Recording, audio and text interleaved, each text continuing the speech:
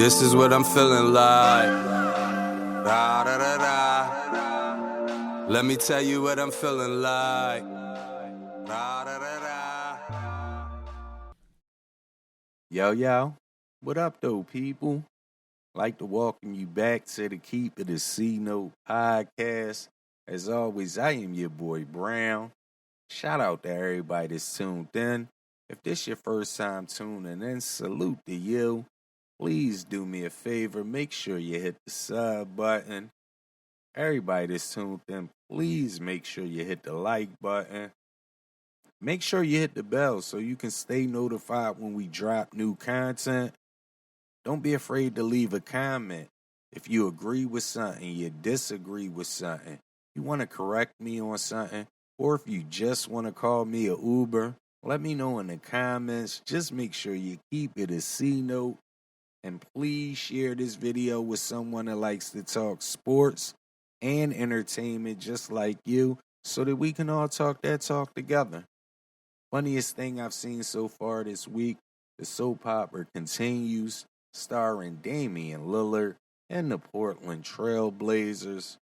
Not only did Dame recently request a trade, but he also told Portland, look, I only want to play for the Miami Heat.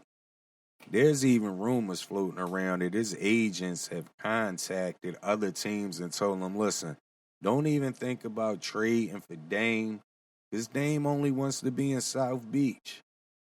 Now, the GM from Portland, he's come out, he said, listen, it may take us months to trade Dame.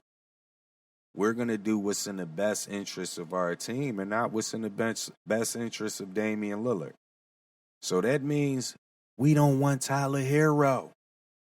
Y'all got to come up with something else. Y'all got to pull another team in that's going to give us some talent. But bottom line, we don't want Tyler Hero. And if you can't understand that, then we're going to have to go somewhere else. Now, we all know Damian Lillard. He's played his entire 11-year career with Portland. And he seems like a stand-up guy, somebody that's loyal, about his word, old school guy. He doesn't want to team up with players. He doesn't want to do anything that has anything to do with the ring culture. He's not with it. He's even grinded players like Paul George up, saying that they've ran from the grind, joining team to team, basically ring chasing. What a difference one off season makes.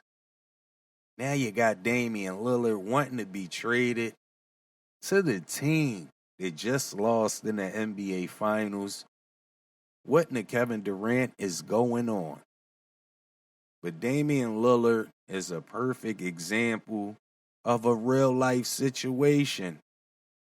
I don't care if you've known somebody 11 years, more than that, less than that. But when they keep preaching that loyalty stuff, ride or die, till the wheels fall off stuff, just remember that in the blink of an eye, all of that can go out the window. So please stay woke. I'm just keeping it a C-Note. The Sixers, they might have had a chance to get Damian Lillard. Shout out to Joel Embiid, the MVP. He ruined any chance they had, though.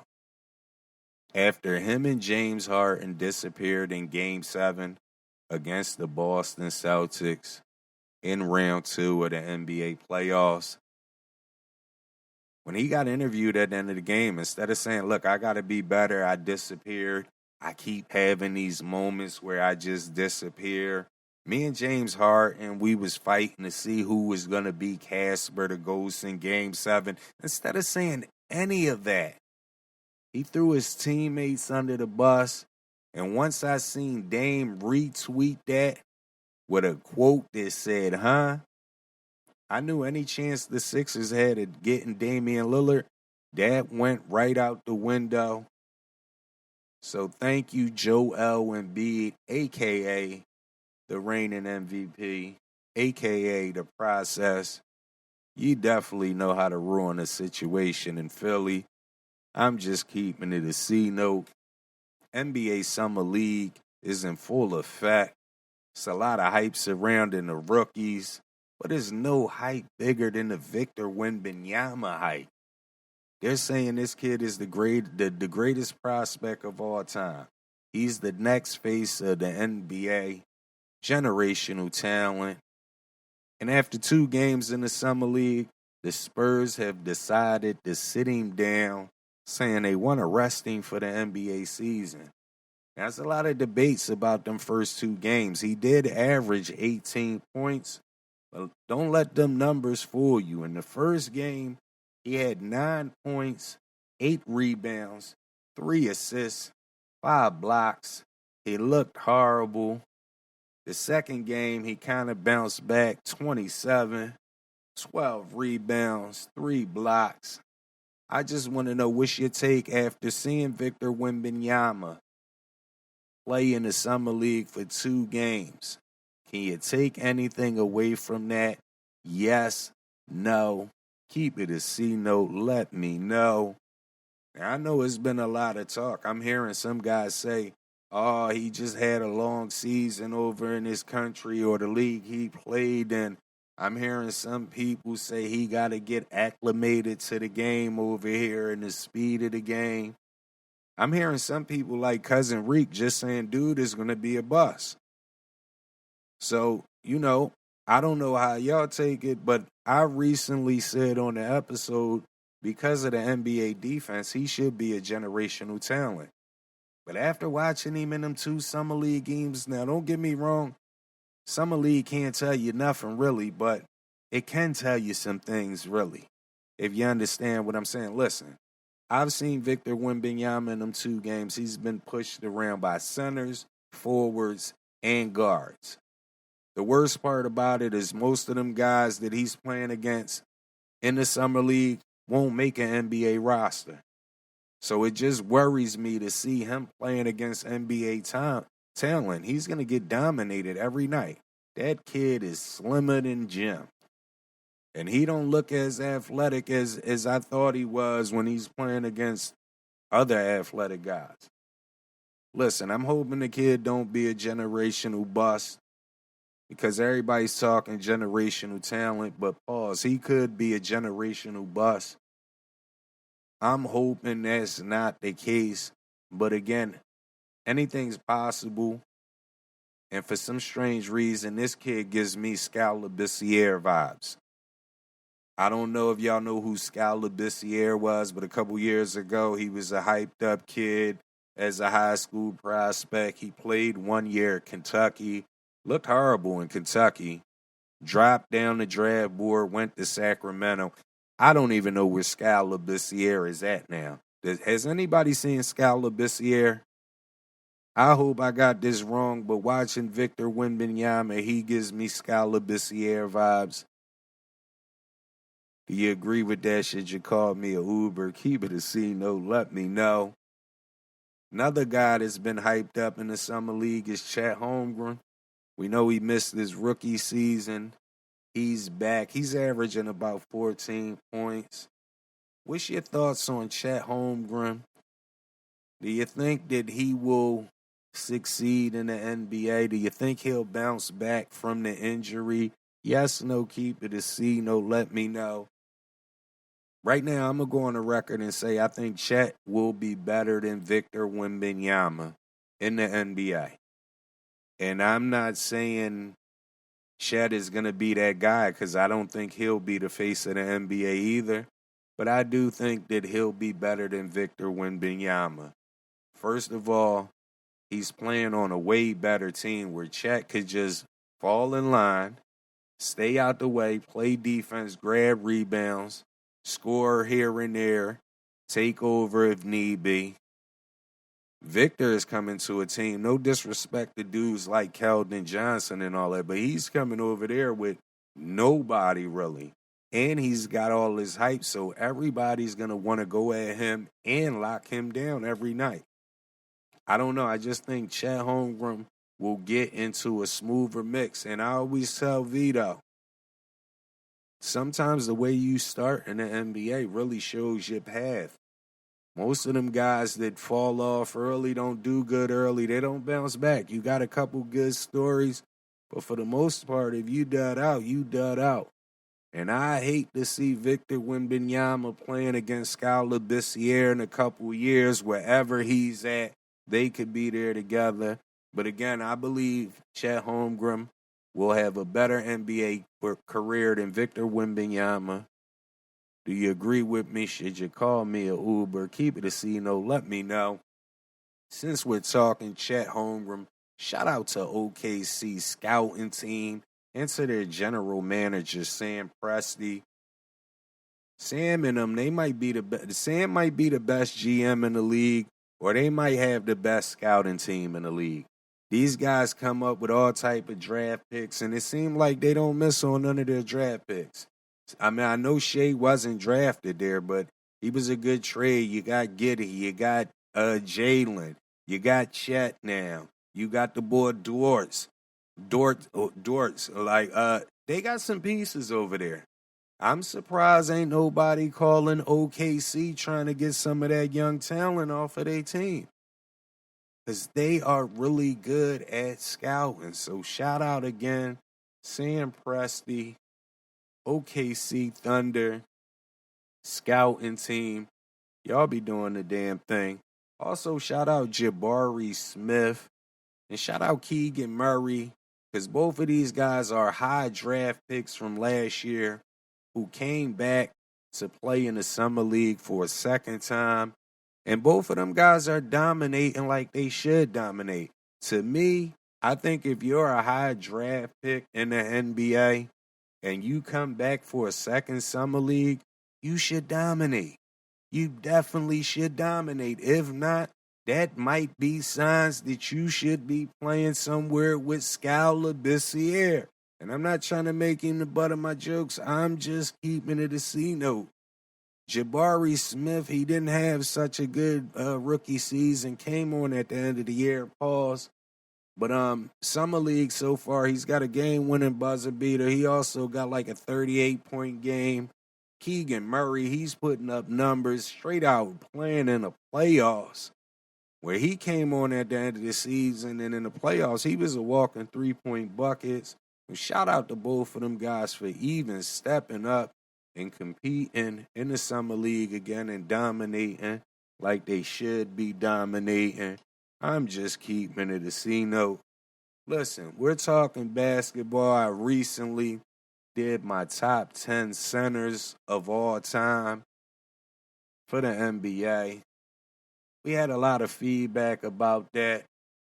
I want to ask y'all a question because I had Hakeem Olajuwon, number 3, on my list. I believe Hakeem Olajuwon, like I previously said, Hakeem Olajuwon to me sometimes is overlooked. And when I look at other NBA players, this overlooked, I take a guy like Tim Duncan, who is also overlooked. So I want to ask y'all a question because some people would say Tim Duncan, like me, I got him as the greatest power forward of all time. But some people will say that he's still a center.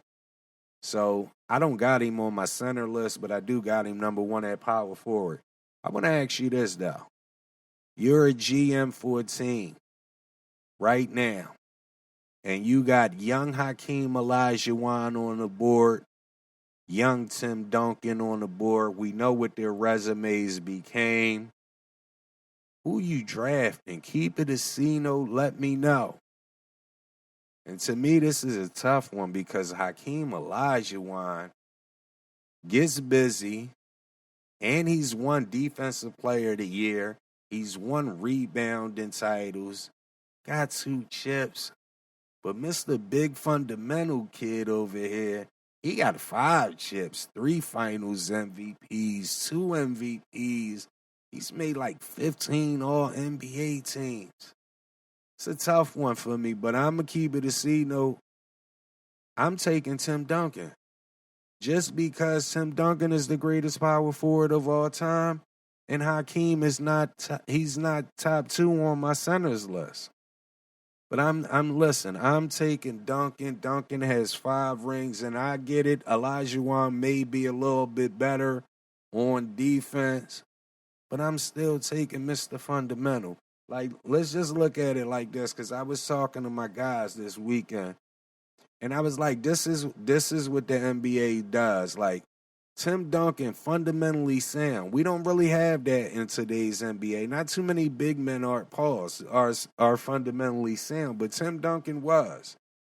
And a lot of the NBA didn't push Tim Duncan. He's not a household. He's not a name like a superstar name. He's not like they push Kobe or they push LeBron or even Kevin Durant.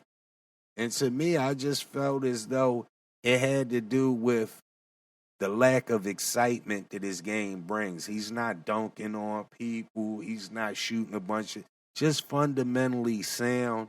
And to me, the NBA, again, that's the boring stuff. Like, playing defense is boring.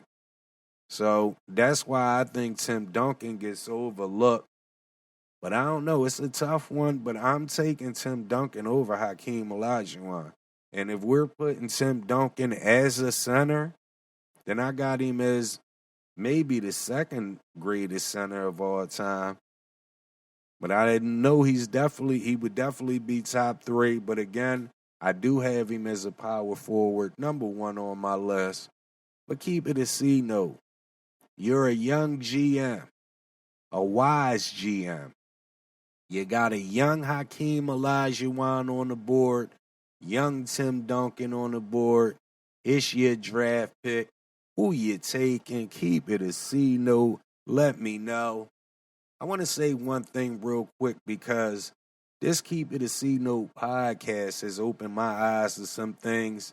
I used to be like a lot of people, but it just didn't make sense to me once I sat down and realized it. For everybody that has Jordan right here as the GOAT and the greatest of all time and number 1 and all of that other stuff, but don't got Kobe at number 2 because you're saying, if you got Mike at 1, you don't need Kobe, or that's just a baby Jordan. You guys are delirious. If this is the greatest product of all time and my product is right under it, mimicked it, why would you go get anything else? Why?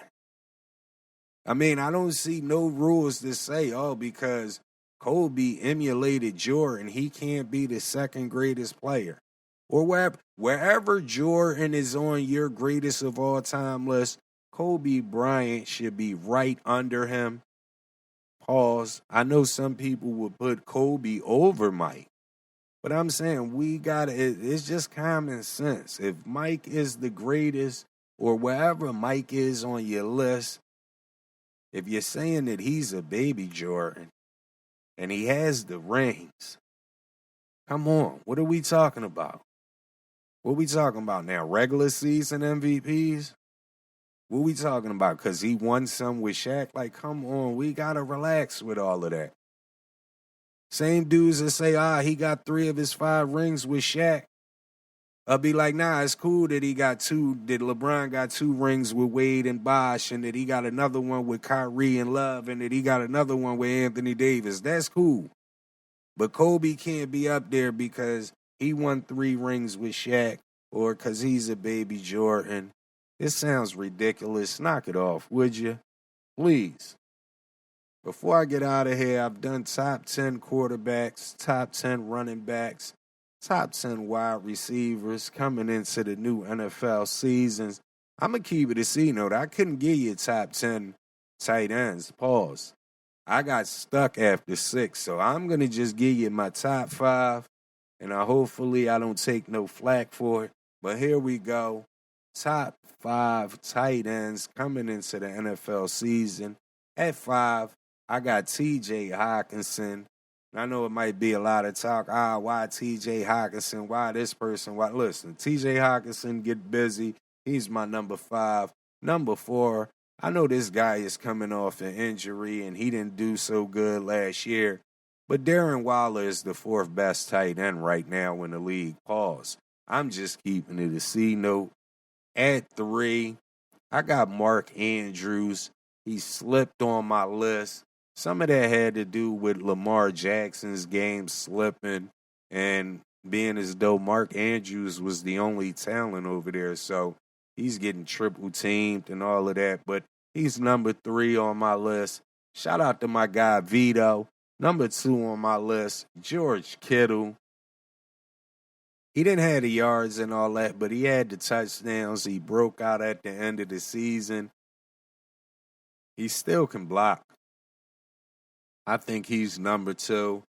Number 1, I mean, come on, man. Travis Kelce, best tight end in the NFL. Pause. But keep it a C note. Who's your top 5 tight ends in the NFL right now? Let me know. And listen, I was going to put Dallas Goedert in my top 5, and I know it's going to be a lot of Goddard talk, especially from the Eagles, because they like burning me out. But it's like with Goddard, every year is something where he doesn't get over the hump. Pause. First, he's playing behind this tight end, and he needs him to get out the way. Then the tight end gets paused. The tight end gets traded to Arizona, and now he's got Devontae, and he's got AJ, and he's like always 3rd or 4th option on the team, and he just seems like, to me, he's a 700-800 guy. And, you know, he's never going to hit that 1,000 yards on receiving, and that's cool. Well, you know, that's why he would probably be number 6 on my list. Him or Kyle Pitts. I would definitely probably put Dallas Goedert over Kyle Pitts. I'm just keeping it a C note. But that's to answer people's question in advance about Dallas Goedert. Before I get up out of here, shout out to Jaron Boots Ennis, because he beat the brakes off of Romaine Villa. Knocked him out in the 10th round. I'm one of them guys that I've been saying for at least the last 2-3 years. Boots Ennis is not ready for Bud Crawford or Earl Spence. But after watching him that last fight, I don't know about that. I don't know. That boy, he might be ready for them boys. That boy got bricks in both his hands. He can fight either stance. And again, he has bricks in both his hands. Really can box. He really move around. He get busy. Boots, my bad. I'm sorry for yelling. I don't know, people. I don't know. I think whoever wins out of Bud and Spence, unless those guys ain't fighting Canelo next, Jaron Boots Ennis should be the next contender. Again, I thought that he wasn't ready for them guys, but he's beyond ready for them guys. And if he hit one of them guys with one of them rights, lefts, whatever, he hit one of them with one of them bricks, it's night time. I'm just keeping it a C-no, and I don't think them guys hit as hard as him. I'm just keeping it a C-no, and to me, he's just as good as a boxer. Shout out Vito, though. Vito probably been saying that for a couple years, too, and John. So shout out both them guys. I do believe now. Sorry for yelling. Jaron Boots Ennis, you are definitely up there. I'm just keeping it a C note. I'm about to wrap this episode up, people. I appreciate everybody for tuning in. Again, if this your first time tuning in, salute to you.